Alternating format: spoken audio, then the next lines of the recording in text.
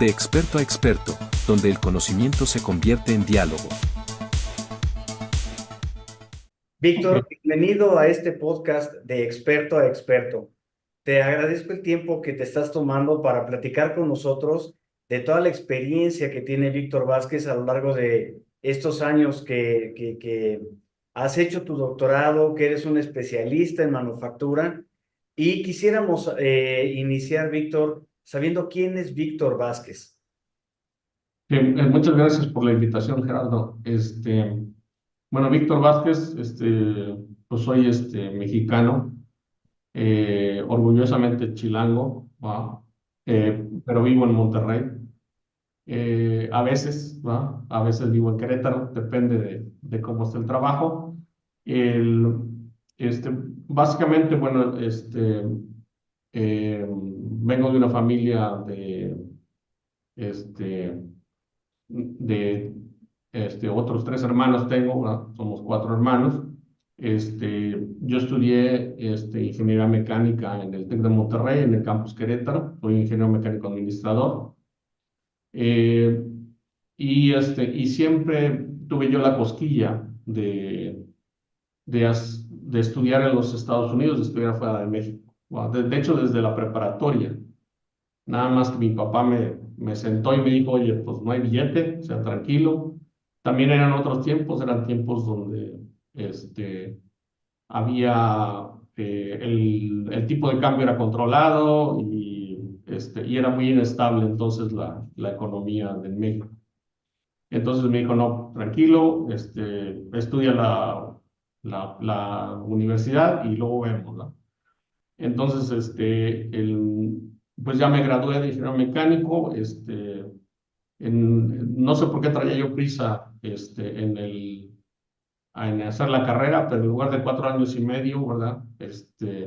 La hice en 4, y luego me di cuenta que, bueno, me faltó medio semestre de fiesta, ¿no? Pero pues bueno, esas así las decisiones que uno toma.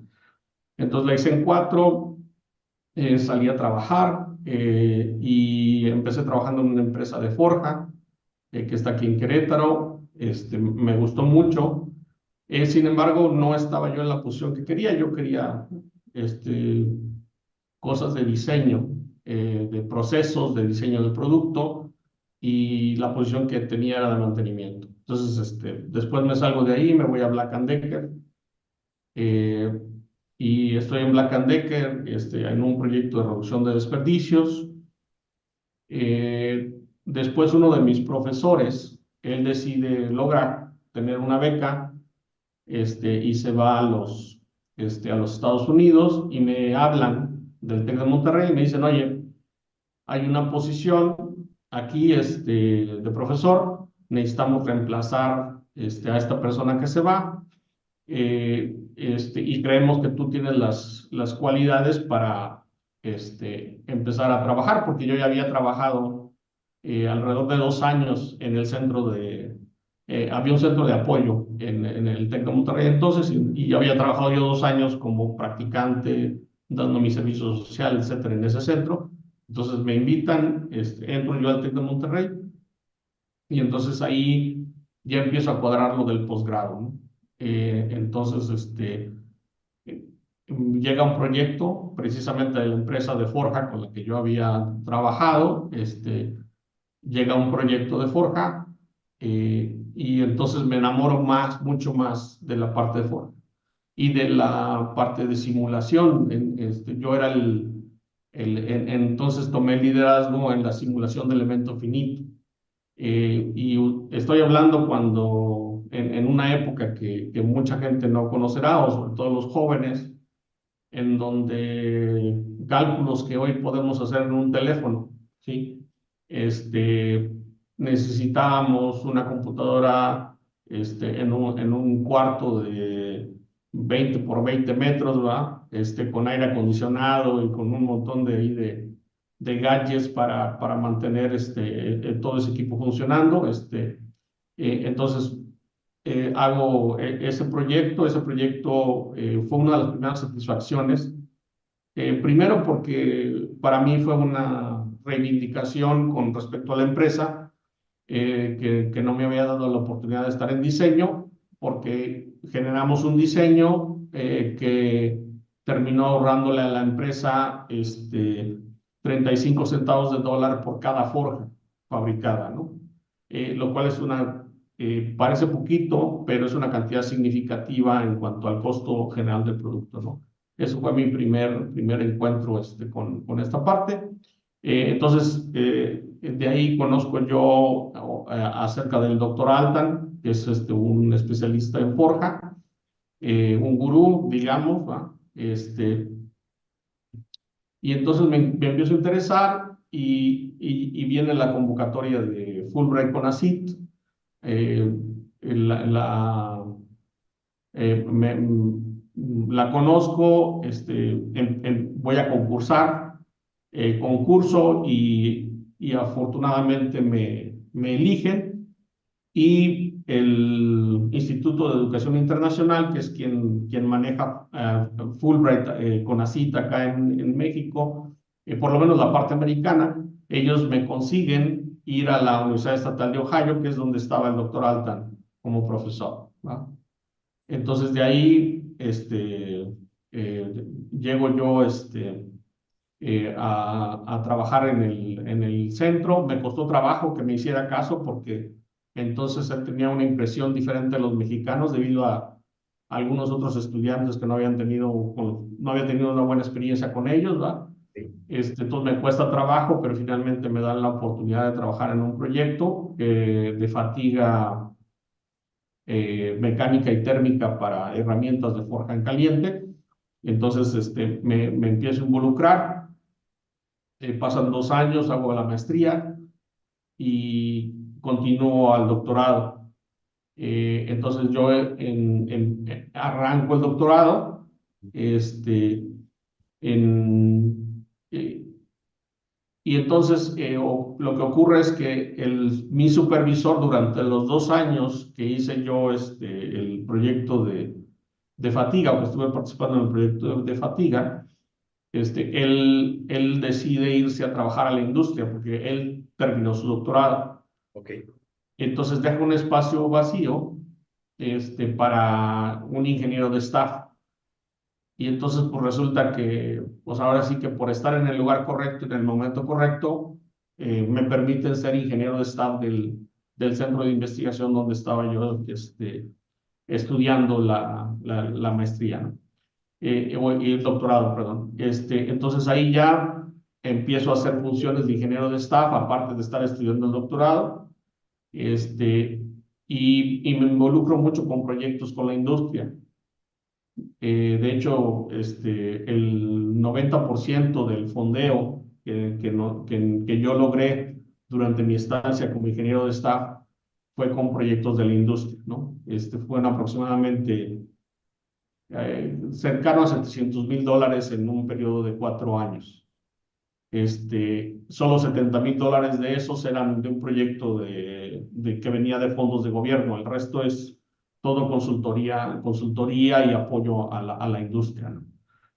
Entonces, viene ya el momento de que estoy cercano a terminar la tesis, la disertación, y hay que decidir a dónde ir, ¿verdad? Entonces empiezo a buscar trabajo. Yo, la verdad,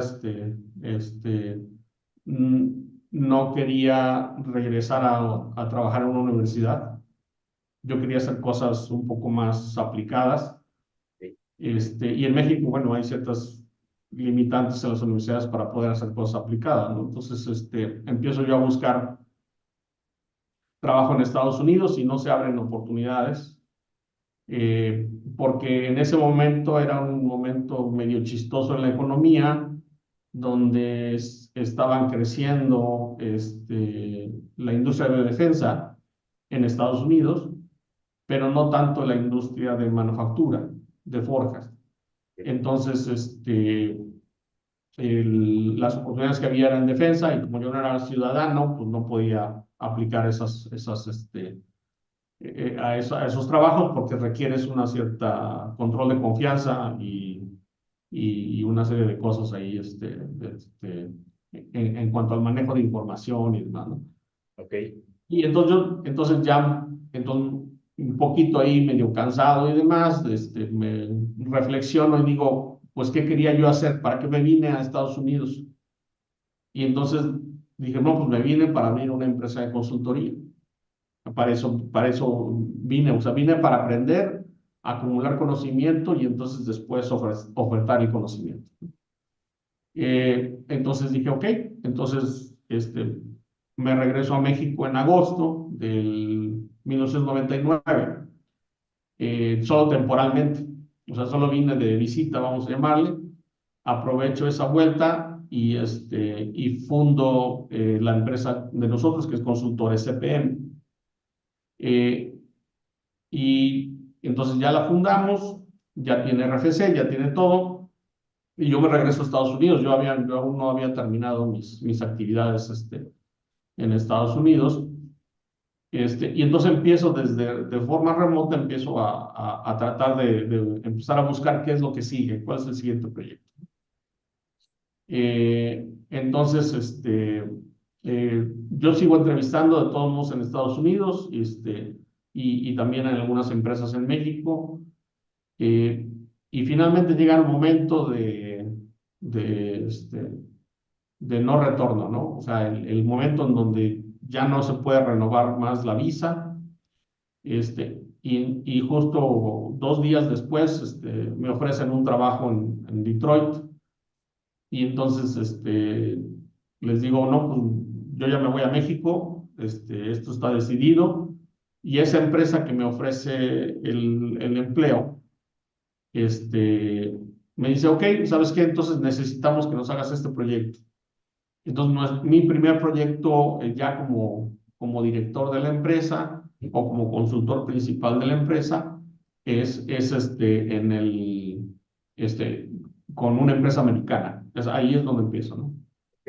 Y yo ya tenía un proyecto, la Universidad Panamericana había hecho un convenio con el de entonces ya desaparecido Grupo DESC.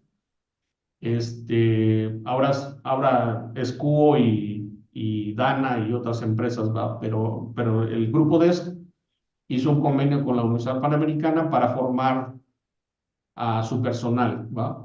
Entonces, ya me habían invitado a mí a que estuviera dando sesiones, seminarios, una especie de diplomado en el cual tenían que hacer una tesina a los. Entonces, así es como yo me regreso a México.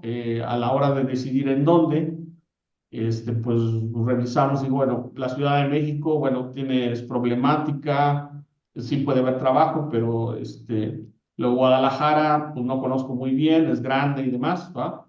Y Monterrey, mi esposa es de Monterrey, ¿no? Entonces, de acuerdo a mi esposa, yo decido irnos a Monterrey, ¿sí? Y entonces, ¿por qué? Porque quería yo buscar un lugar que tuviera industria, entonces Sí, donde yo pudiera tener mercado claro. cercano, ¿no?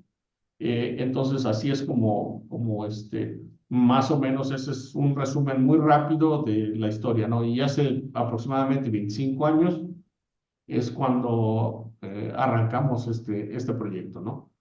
De vida, ¿no? Porque también o sea, ha sido todo un camino, este, como en todo, con sus altibajos, sus satisfacciones y demás, ¿no? Pero en general, estoy muy contento, con lo que hemos logrado. La empresa pues, ha sobrevivido 25 años, o sea, sobrevivimos Peña Nieto, ya casi se acaba este sexenio y también lo llevamos sobrevivido. Digo, esperemos que lo que siga también sigamos por aquí. Pero sí, o sea, ha sido muy interesante ver cómo ha ido cambiando México, Ok. en su mayoría para bien, algunas cosas pues no tan bien, ¿verdad? Pero eso será discusión de otro café, ¿va? Así es. Pero sí, o sea, realmente sí ha sido muy interesante ver cómo hemos progresado. Yo recuerdo cuando yo asistí al TEC de Monterrey aquí en Querétaro, yo tenía que caminar aproximadamente cerca de 1 kilómetro en sembradíos de donde estaba la casa de asistencia, en donde yo llegué a vivir, al TEC de Monterrey, ¿va? Y no, era un problema grande cuando llovía, ¿no? Porque el suelo el suelo de cultivo, que ya no es más de cultivo, pero entonces es muy chicloso cuando se moja. Perdón.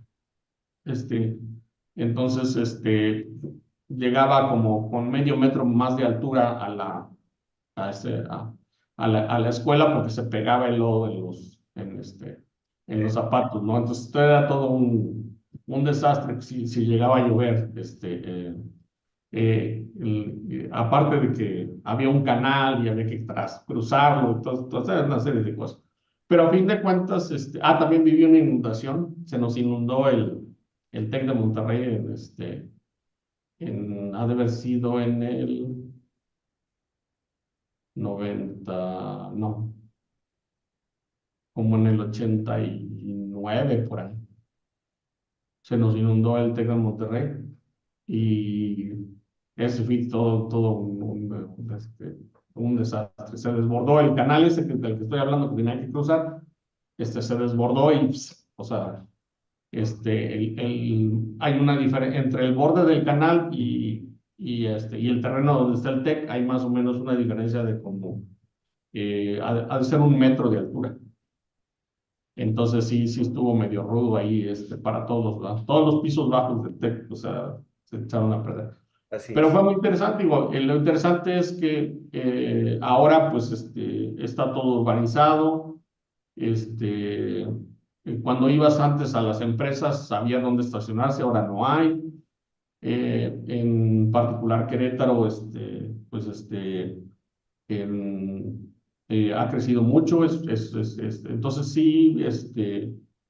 sí vemos que con determinados esfuerzos y ciertos buenos gobernantes en algunos lugares, el progreso ha sido bastante bueno, ¿no? Víctor, me hablas de los 80s, 90s.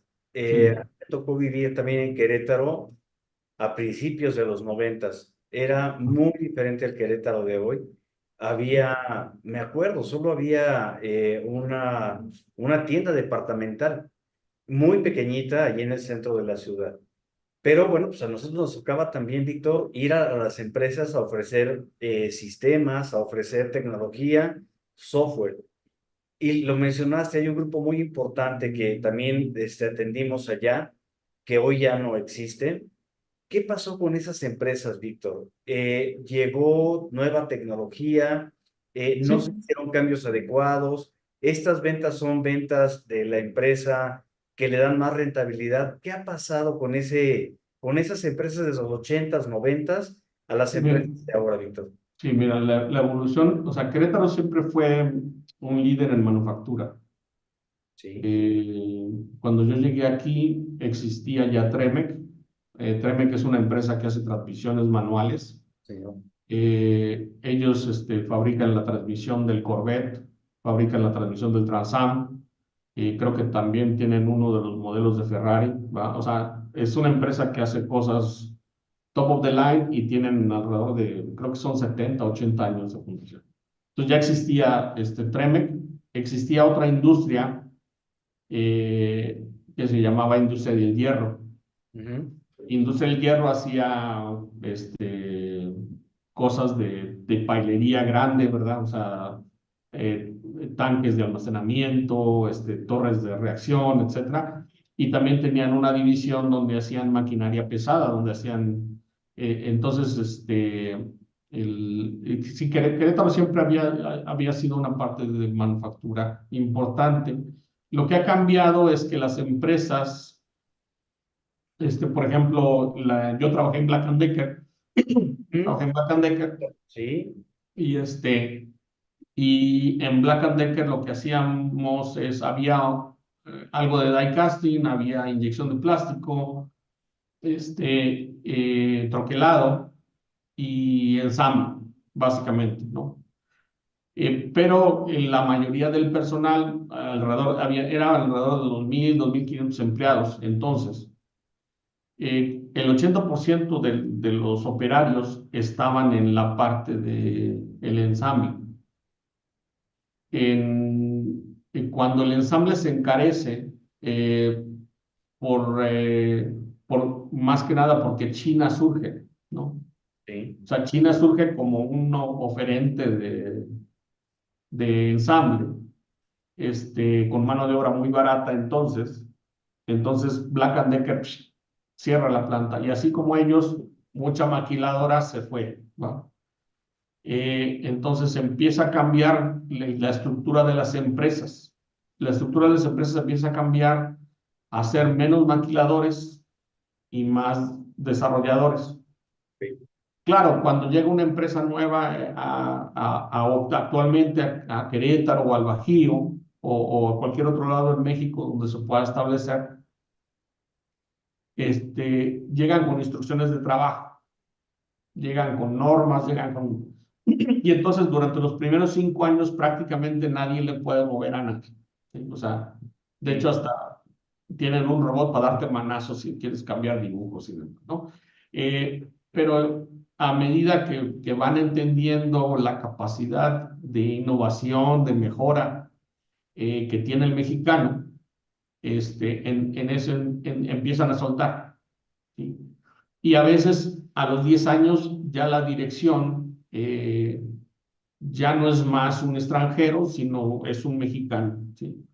Este, entonces, cuando llegan las empresas a esa etapa, entonces se les empieza a exigir, entre los 5 y 10 años, se empieza a exigir que ellos desarrollen los nuevos proyectos.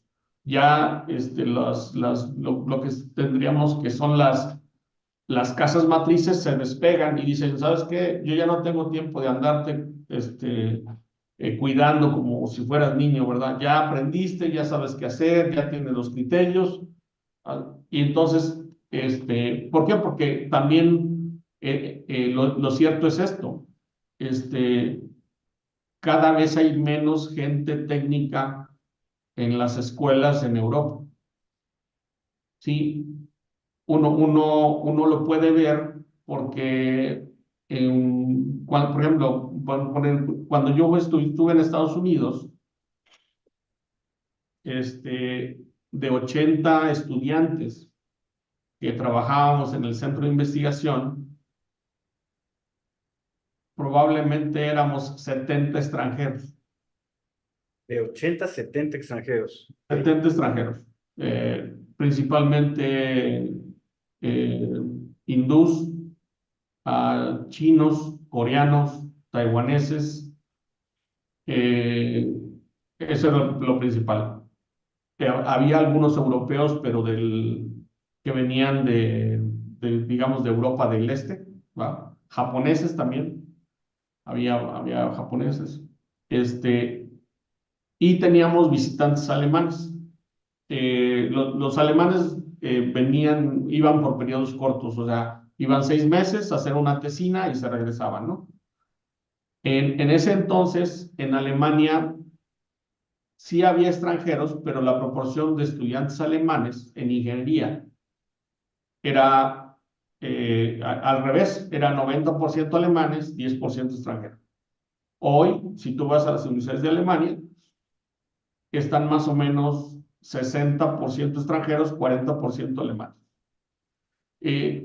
Lo que pasa es que la orientación es más hacia la parte de programación, y también hacia otras carreras que requieren un menos compromiso matemático, vamos a llamarle, ¿no? Mucha gente no le gustan las matemáticas, solo las que tienen que ver con la nómina, esas sí les gustan, ¿verdad? Pero pero no les gustan mucho las matemáticas, ¿no? Entonces, ha habido una aversión, ¿va? Entonces, las escuelas de ingeniería han bajado población, pero para mantener el fondeo, las universidades alemanas y americanas lo que hacen es que abren la recepción de extranjeros, ¿no? Sí, Porque lo que sucede es que lo que sí hay es que hay proyectos. O sea, tanto proyectos privados como proyectos fondeados por los gobiernos, hay proyectos. Entonces necesitas gente que ejecute el proyecto. El profesor no puede ejecutar un proyecto del tamaño de los que son, ¿verdad? Necesitas gente que lo haga. Entonces, yo creo que esos son cambios ahí importantes, ¿verdad? México yo creo que hoy día gradúa más ingenieros que Estados Unidos fácilmente. Víctor, ahorita hablando de extranjeros, mexicanos, como te decía, en ese tiempo todavía no tenía el gusto de conocerte, Ajá. pero iniciando los noventas, toda la región, todo el Bajío, o sea, realmente a mí me tocó trabajar para Guanajuato, San Luis Potosí, Querétaro, y la verdad es que lo que yo alcanzaba a apreciar de los ingenieros mexicanos es que eran muy talentosos, pero también estudiados, Víctor. O sea, era gente realmente, me tocó trabajar con diseño de ingeniería de Tremec, el gerente, o bueno, hace un tiempo era director de ingeniería de MAVE. O sea, Ujú. gente que realmente podía dar mucho a las organizaciones. Así como ellos le daban a las organizaciones, hoy siguen saliendo gente preparada y no sé qué tanta experiencia hoy están teniendo, Víctor. Hablabas de proyectos. Hoy hay Sí, demasiados proyectos para que esta gente pueda tener esa experiencia, Víctor. sí, ¿cuál es mi observación en esto? Justo cuando yo termino la carrera, este, de alguna forma el TEC de Monterrey siempre ha sido líder en la parte de cuáles son las tendencias de educación. Entonces el TEC de Monterrey, yo creo que comete un error. ¿Va? Eh, por ejemplo, si nos vamos a la parte pública, en la parte de ingeniería, yo creo que la mejor escuela que hay para formarte con fundamentos analíticos, teóricos, es el Politécnico Nacional, ¿va? O sea, sin duda. Este, pero el TEC de Monterrey no estaba tan mal. Eh, y entonces deciden eh, cambiar los programas de estudio, justo cuando yo termino. O sea, a mí todavía me tocaron una buena cantidad de materias técnicas, pero entonces lo que hacen es, meten más cosas humanas o más cosas que ver con, por ejemplo, expresión oral, meten presentaciones efectivas, meten ortografía y demás, ¿no? Redacción, lo cual no está mal, o sea, yo no estoy en desacuerdo de ninguna manera con que te enseñen eso. Yo lo que digo es que lo que tú tienes que hacer es formar a los profesores a que tengan esa formación que es adicional a la parte técnica y pedirle a los profesores que aparte de calificar lo técnico, califiquen lo otro. ¿Va? ¿Sí? Que es más o menos el modelo que hacen los alemanes. ¿Sí? O sea, cuando tú haces una presentación técnica en Alemania, ok, te dicen, ok, ¿sabes qué? Está muy interesante tu proyecto, ¿sabes? Pero te falla esto en presentación, te falla esto en tus filminas tienen letra chiquita, etcétera, etcétera. Entonces, no te conduces, hablas a la pantalla, no a nosotros, o sea, eso es como le hacen, ¿va? ¿Sí? Entonces, yo creo que ahí hubo error. ¿Por qué? Porque si querían hacer eso, le pudieron sumar un semestre a la carrera y hacerla de 5 años en lugar de 4 y medio. Porque lo que hicieron fueron colapsaron materias, ¿sí? Colapsaron estática y dinámica, colapsaron, o sea, y entonces lo que ocurrió es que un estudiante que tiene problemas para aprender estática, ¿sí? tú le exiges, o sea, tú tienes ya la historia de que en 16 semanas va a tener problemas para aprender estática, y luego dices, no, tengo una mejor idea, que la aprenda en 8 semanas, y en 8 semanas le enseñamos dinámica. Pues eso es una barbaridad desde el punto de vista académico, desde el punto de vista de formación, ¿sí? O sea, por ahí alguien salió un Martínez como el personaje ese que pone Chumel, y con una gran idea, y bueno. Entonces, varias cosas así hicieron, quitaron materias. Por ejemplo, la formación en procesos de manufactura. Yo llevé procesos de manufactura 1, 2, llevé metalurgia 1 y 2, ciencia de materiales y luego metalurgia, laboratorio de metalurgia y laboratorio de procesos de manufactura. ¿Sí? Todas esas materias relacionadas con manufactura. ¿Por qué es importante esto? Porque en México lo que hacemos es manufactura, principalmente. Sí está habiendo hoy día varios esfuerzos en la parte de diseño, en la parte, sí. Treme que era básicamente una estrella ahí sí, porque pero también es porque Tremec viene de la primera ICA que hubo, y de Ingenieros Civiles Asociados.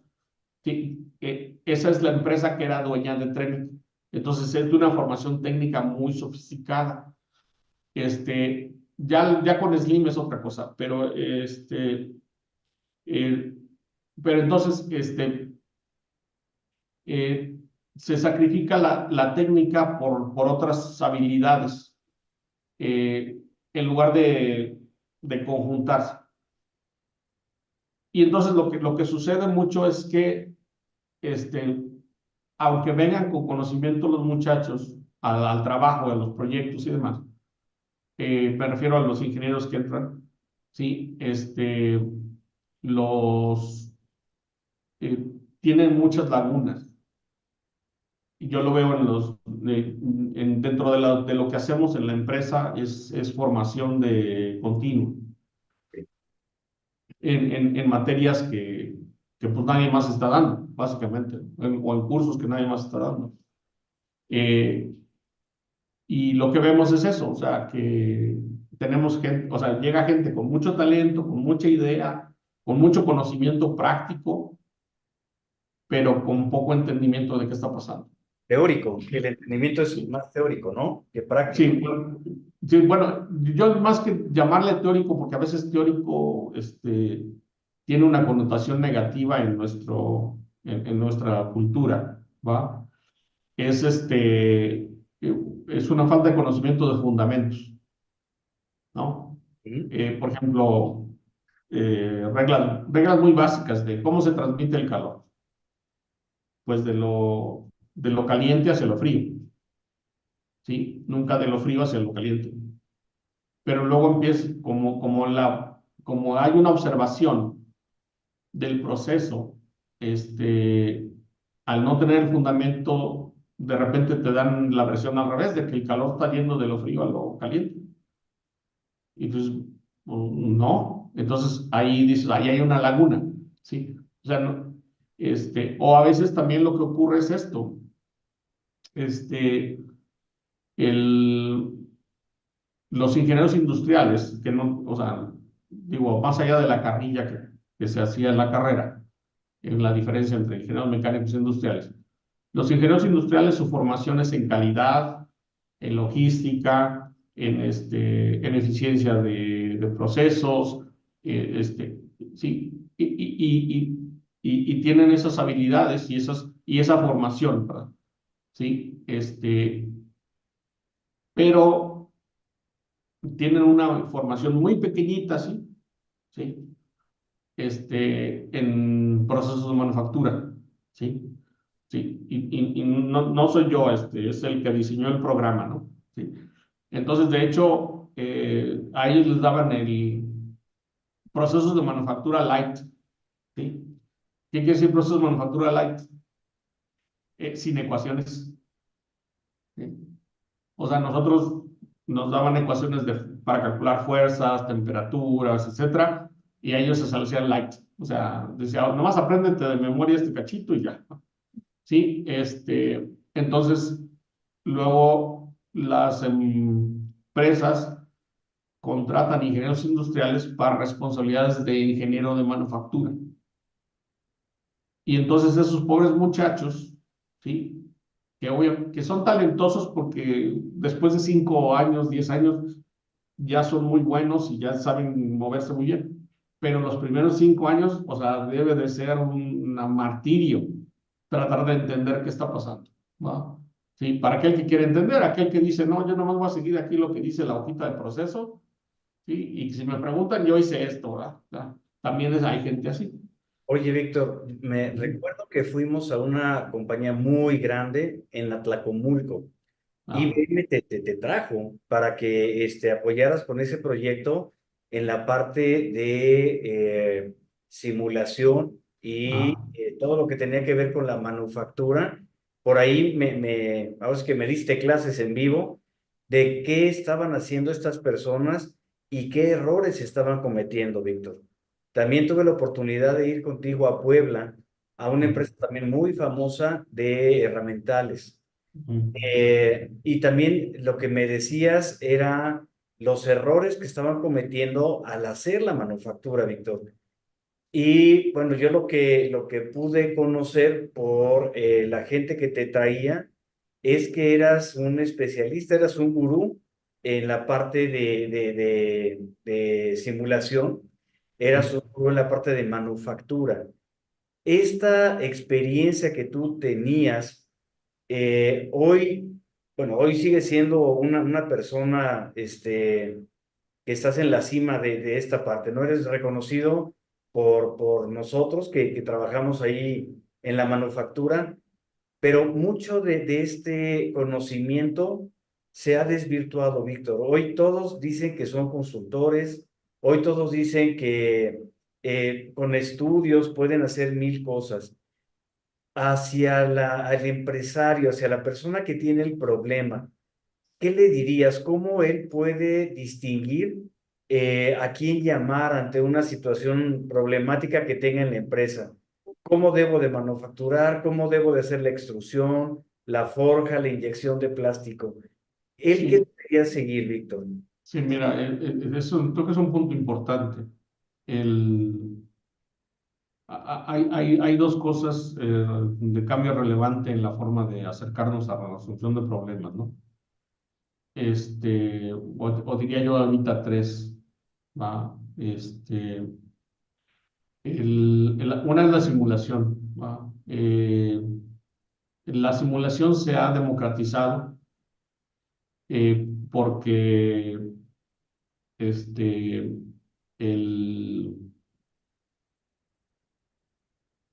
las empresas han puesto mucho esfuerzo, las empresas de tecnología de información que desarrollan herramientas de CAD principalmente, han incorporado módulos de simulación a sus, o integraciones a sus sistemas.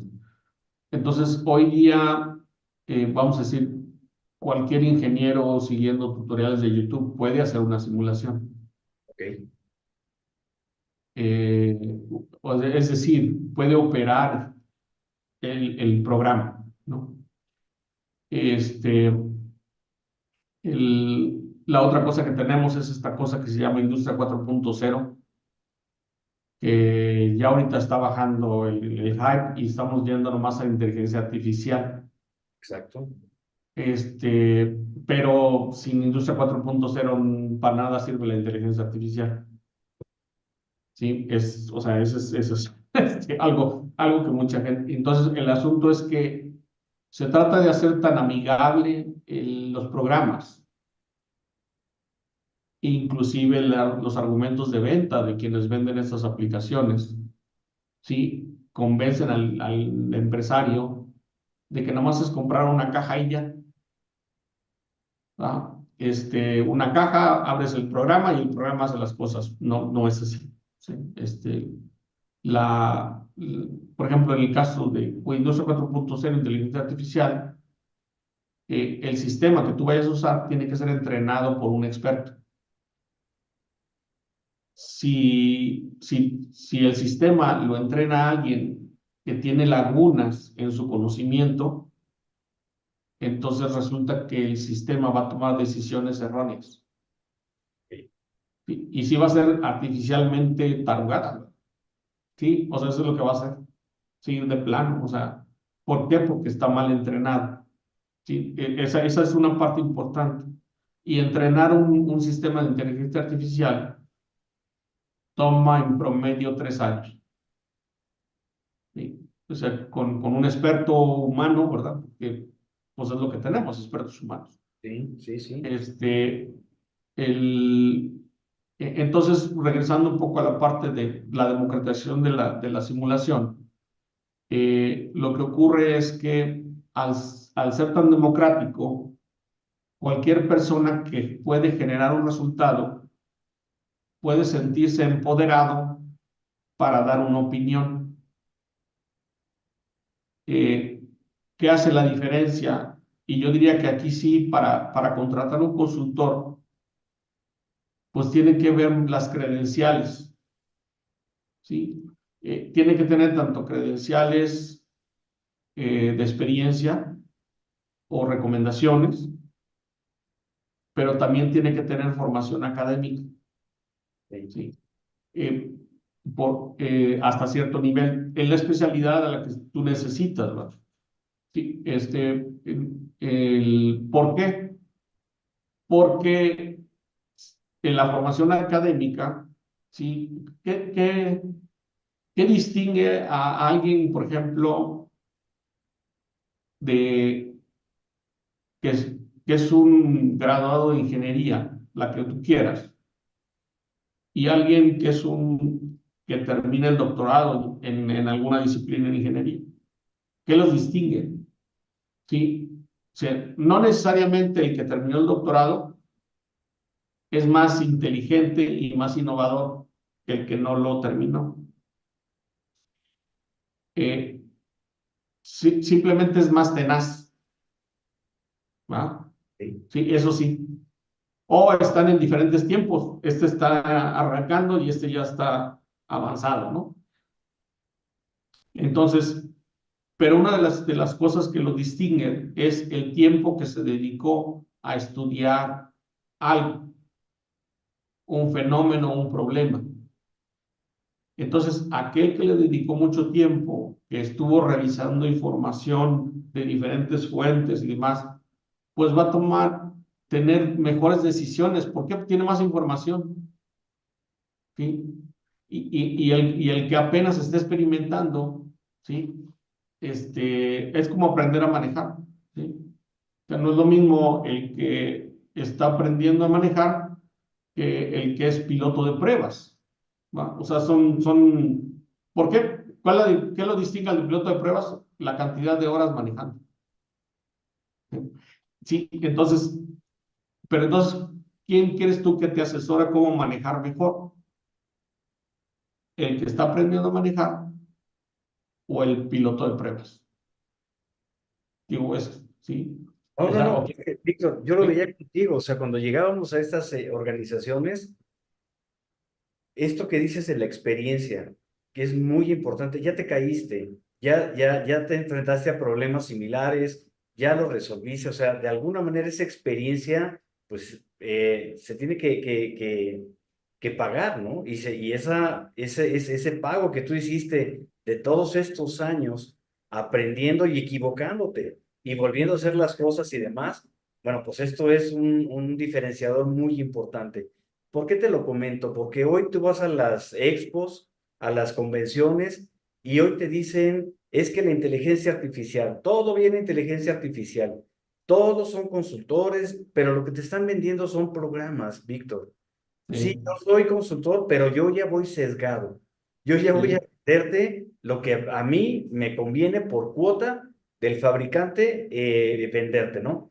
Pero la realidad, Víctor, no es esto. La realidad es, espérame, yo necesito alguien que ya se ha caído, se ha levantado, se ha equivocado, ya ha acertado.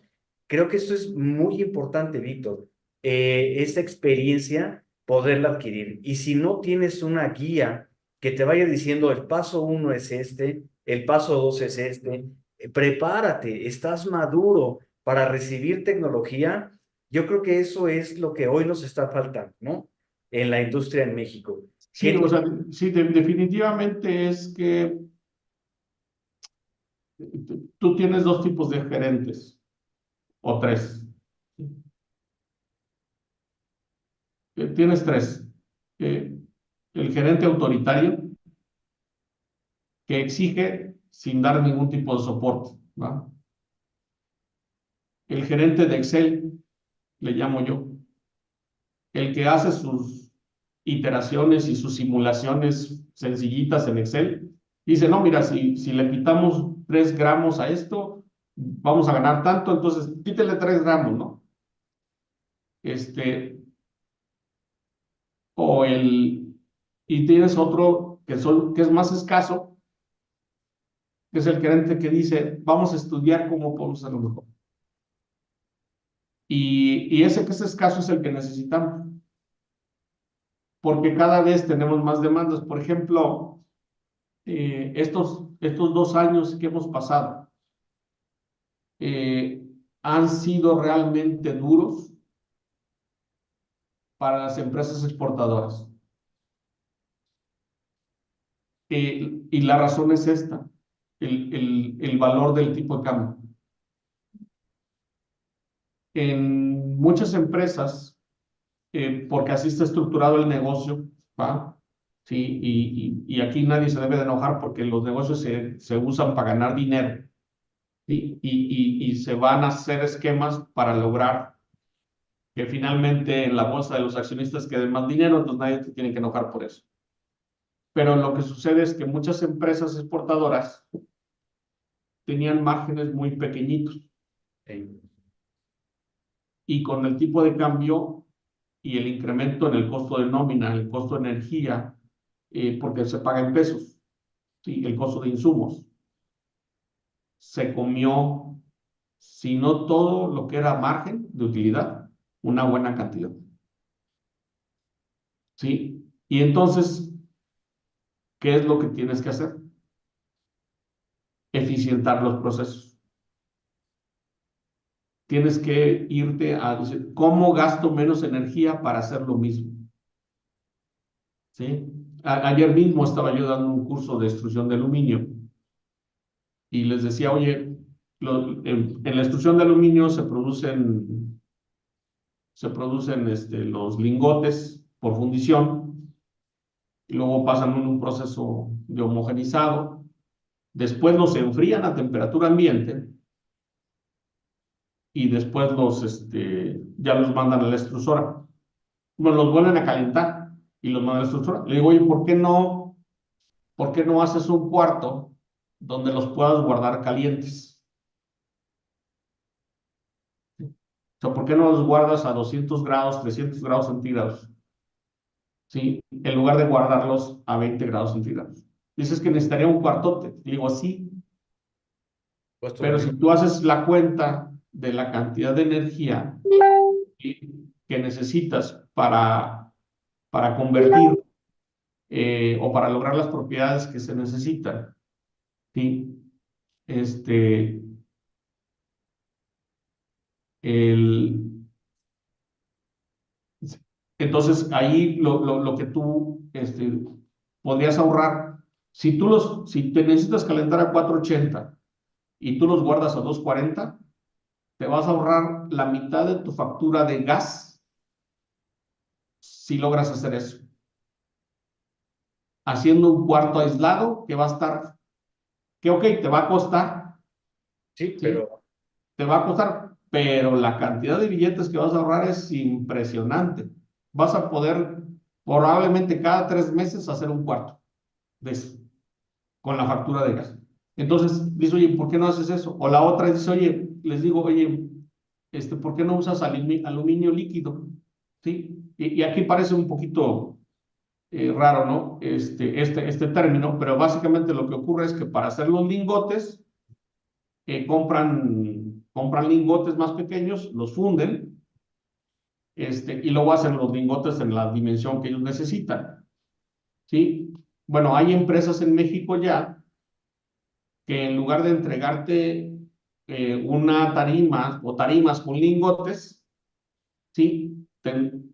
Llevan una olla con el aluminio fundido y te lo vierten en tu horno de sostenimiento, en tu horno de reverbero, ¿sí? Y entonces resulta que ahí, fíjate nomás lo que es, te va a salir un poco más caro ese aluminio, pero te vas a ahorrar el 90% de tu factura de energía si haces eso. Pues ¿Sí? Entonces, son datos sí, duros, pero sí, son reales, Víctor. sí, sí. Creo que eso Entonces, es como algo del valor agregado que tú das a las empresas cuando hablamos de consultoría, ¿no? O sea, de alguna manera, esta experiencia que has tenido, los estudios que has tenido, pues te dan esta parte de poder asesorar profesionalmente a las organizaciones. sí, sí, exactamente. Nosotros, mira, o sea, yo soy un apasionado de la tecnología, lo he sido desde que tenía 19 años. A los 19 años yo empecé a usar el CAD cuando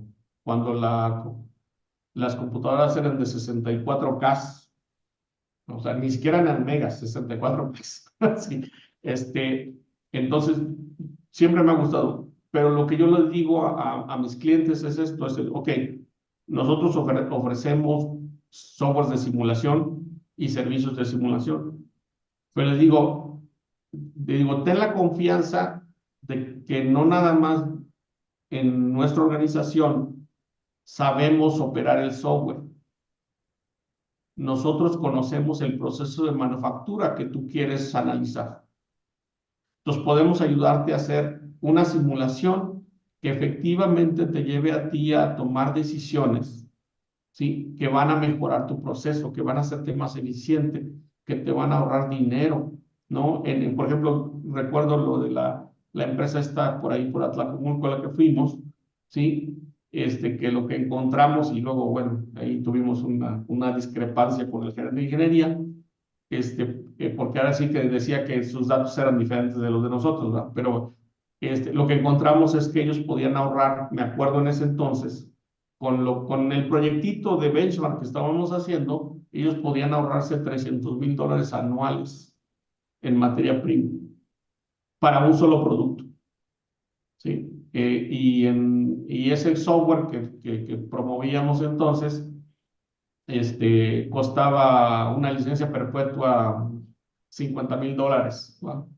Entonces, en un año recuperaba 6 veces. O sea, ¿qué negocio te da un retorno de inversión del 600%?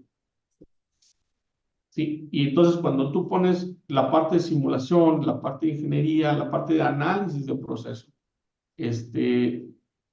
junto con conocimiento del proceso de manufactura, ¿sí? Entonces tú puedes potenciar y hacer desarrollos realmente interesantes y obviamente tener clientes satisfechos, ¿verdad? Con lo que haces. Sí, y hoy, como lo decías, amigo, han sido años difíciles y que hemos sobrevivido a estos años. Pero la realidad es que hoy el empresario está buscando asesoría, está buscando gente que le ayude. O sea, hoy no hay ingresos, las ventas son bajas, sí, estamos de acuerdo, pero hoy, ¿cómo puedes hacer más esbelta tu organización con reducción de costos? O sea, yo hoy me tengo que cuidar yo, ¿no? La salud de la empresa tiene que estar mejor cuidada para que no nada más sobreviva, Víctor. Hay muchos proyectos que hoy necesitan de empresas mexicanas que hoy siguen creciendo. ¿Cuántos están llegando a México, Víctor? Y necesitan de nosotros, necesitan de los empresarios mexicanos. Sí, Entonces, yo lo que digo ahí, Gerardo, es que en, en mi experiencia, bueno, lo que yo lo detecto es que a veces les da miedo preguntar, ¿sí? Y les da miedo preguntar porque les dan vergüenza sus ineficiencias. Eh, y entonces a veces se quedan trabajando así a mí, así, y digo, pues, oye, pregúntame y yo te digo honestamente si te podemos ayudar. ¿sí? Si no, buscamos quién, ¿va? O sea, conocemos mucha gente en diferentes disciplinas. Sí. Este, entonces, yo creo que eso es lo que tiene que vencer el empresario mexicano, el director mexicano, que muchas veces se dedica mucho más a las ventas que a la profundidad de cuáles son las broncas que hay como dices, está tratando de meter billetes, pero a veces está olvidándose en algunos casos de los billetes que está perdiendo por ineficiencias adentro. Y sabes, Este, creo ajá, que también se han dado contra la pared, Víctor, estos empresarios, ujú, porque llega alguien, les dice que ellos pueden hacer mil cosas por ellos, y la verdad es que es gente que no está preparada, Víctor. O sea, sí, es gente que te va a ofrecer descuentos, te va a ofrecer cosas muy atractivas cuando el dinero no está en el descuento, Víctor. El dinero está en traer una persona que realmente conozca, que sea profesional y que me ayude a bajar estos costos como tú lo comentaste ahora del aluminio, ¿no? sí, Entonces, efectivamente. acercarnos también es tarea de nosotros, Víctor. O sea, Sí, realmente que el empresario nos conozca de esta manera y que él pueda tomar decisiones sobre lo que está escuchando, ¿no? sí, sí, efectivamente. O sea, digo, ese es el asunto, es que se atrevan a preguntar. Sí, a lo mejor el problema que tienen es un problema que nadie ha resuelto. También hay de esos, o sea, no Y es es, bronca, o sea, así es. sí, pero casi todos los problemas de manufactura, o sea, hay una forma de acercarse. Hay, eh, se oye muy feo en español, pero los americanos dicen que hay 1000 formas para desollar a un gato, ¿no? A lo que significa es que hay diferentes estilos, inclusive, por ejemplo, vamos, si yo mando a elaborar un troquel progresivo con tres diferentes proveedores, es posiblemente me ofrezcan tres diferentes versiones de secuencia de fabricación. Ok. O sea, hay diferentes formas de hacer las cosas. Llegar Y a la- sí, el chiste es que sí hay forma de solucionarlas. Sí, lo importante es que invites a alguien que pueda reconocer las variables relevantes, sí. ¿sí? De tu proceso, las variables relevantes que generan tu defecto, tu pérdida. Este, y eso pues es con alguien con experiencia, con alguien con educación, me refiero a formación académica, ¿sí? Y con alguien que pues le pone esfuerzo y no le saca la vuelta, ¿no? A mí lo que me gusta, yo tengo tal vez algo de, de, este, de síndrome de atención, ¿no? Porque yo sí, cuando hago cosas rutinarias me aburro, pero mucho. Por eso no veo el fútbol, porque siempre hay gente pateando la pelota y pues, me aburro. ¿Va? Me gusta ver goles, pero no el partido completo. Ok. Entonces, el, lo que tengo, la oportunidad que tengo en este trabajo es que todos los días aprendo algo nuevo. O sea, todos los días hay un desafío diferente, todos los días mis clientes me traen problemas diferentes, algunos se atacan con técnicas similares, ¿va?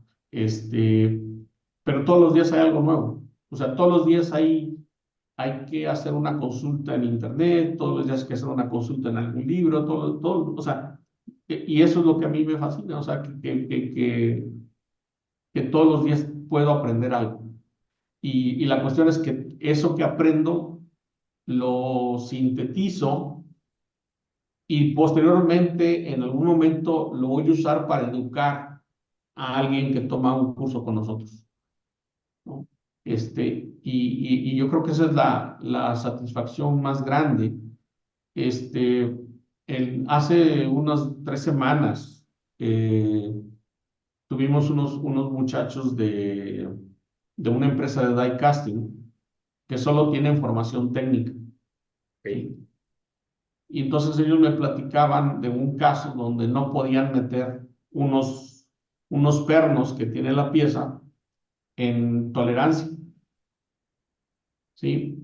Y que ya les habían ofrecido hacerles una modificación del componente del molde por 170,000 pesos y que les dijeron, no, pues no hay billetes, entonces ponte ahí, ¿no? Y entonces la instrucción, fíjate nomás la instrucción del gerente de herramientas es agarra el mototool y corrígelo manualmente. Estamos hablando de que la corrección que tenían que hacer era de 5 micras, ¿ok?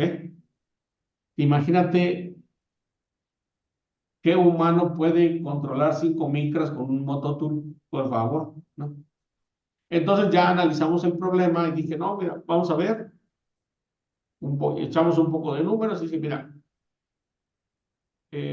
saca la pieza más caliente, es decir, reduce tiempo de molde, ¿sí? Y entonces me dice, ok, lo voy a checar el lunes, ¿no? Sale. Entonces terminó el curso el viernes y me manda un mensaje el sábado en la tarde. No se aguantó, quería verificar si lo que decía yo estaba correcto. Entonces se fue a la planta que no tenía que ir, ¿va? O sea, no le tocaba turno, ¿sí?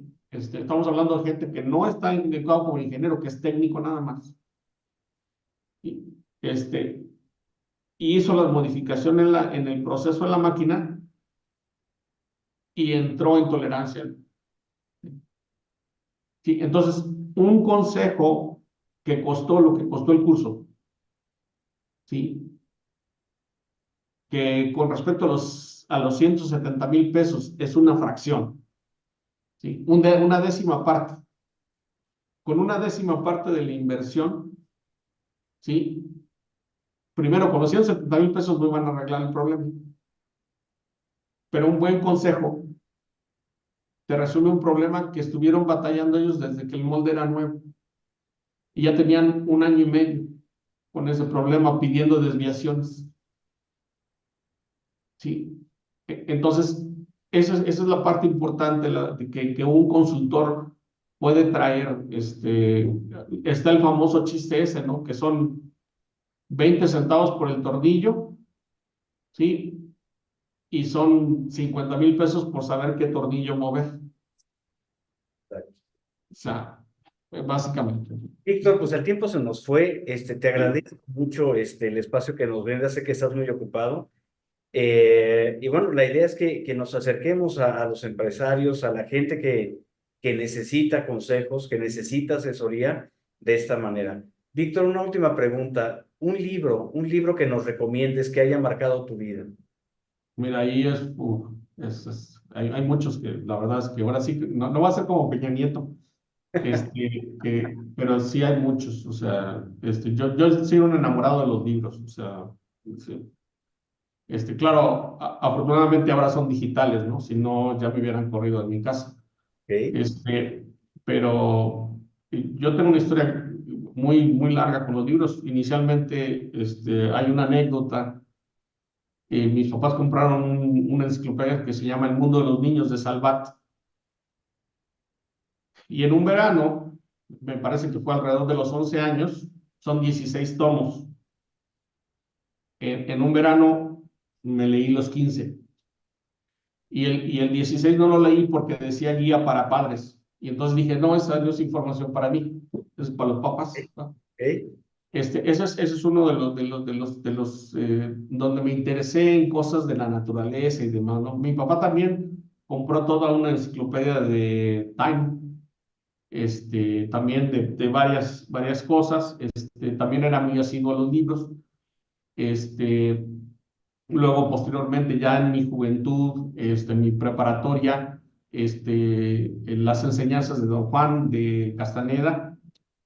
Yo creo que ese es el que marcó mi,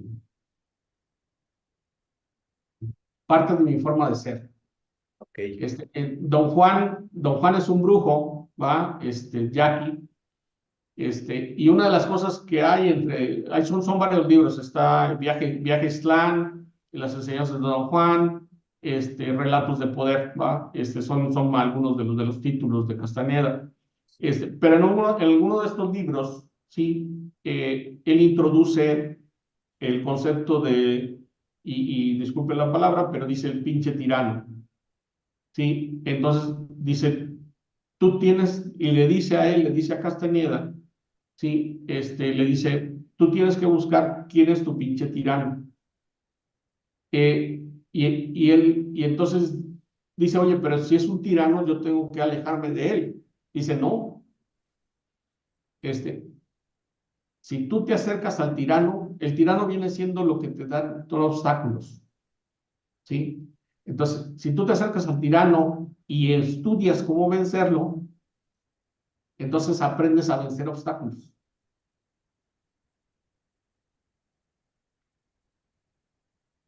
Y eso es básicamente lo que uno hace todos los días en ese trabajo. O sea, ¿cómo venzo este obstáculo? No está llenando esta pieza, ¿cómo le hago para que llene? No, se está generando este defecto, ¿cómo le hago para quitarlo? Sí, entonces esa es la parte más interesante. Y la otra, los libros que a mí me fascinan ya más recientemente ahora, bueno, me gusta la parte de ficción, me gusta Dan Brown, que es el de El Código Da Vinci, ¿no? Hay varios libros de él que me gusta mucho cómo escribe, me gusta la narrativa esa. Pero ya últimamente, en la parte de mi trabajo, lo que me fascina son los libros del Metals Handbook. Son alrededor de 18 volúmenes, creo, 20 volúmenes por ahí. Pero cada uno de esos libros está empaquetado con una cantidad de información muy, muy útil. Claro, siempre y cuando sepas para qué la vas a usar, ¿va? Pero esos son los libros que yo diría que marcan mi vida y me acompañan, ¿verdad? Fíjate que es este que comentas, me quedo con la parte de cómo vencer obstáculos, que no somos nada más profesionales, no nada más trabajamos y buscamos redituar a las empresas, pero también somos personas, Víctor, y también tenemos familia, y también se nos presentan problemas cada día, ¿no? Entonces creo que esto es muy, muy valioso de tu parte, porque vale la pena que lo leamos, que lo reflexionemos, porque es un libro para la vida, ¿no? Perfecto, sí, sí. Entonces, Víctor, muchísimas gracias por tu tiempo. La verdad es que contigo nos podemos pasar muchas horas platicando cosas muy interesantes. Nos faltaron muchos temas a cubrir. ¿Qué tipo de problemática? Si me lo permites, podemos hacer un segundo capítulo, porque me interesa mucho también que nos acerquemos y que nos platiques sobre problemáticas que has vivido en la industria, ¿Cómo que no? Con todo gusto. los empresarios, los gerentes de operaciones, de planta, están viviendo, Víctor. Y como dices, a lo mejor les da pena preguntar o no saben en dónde preguntar.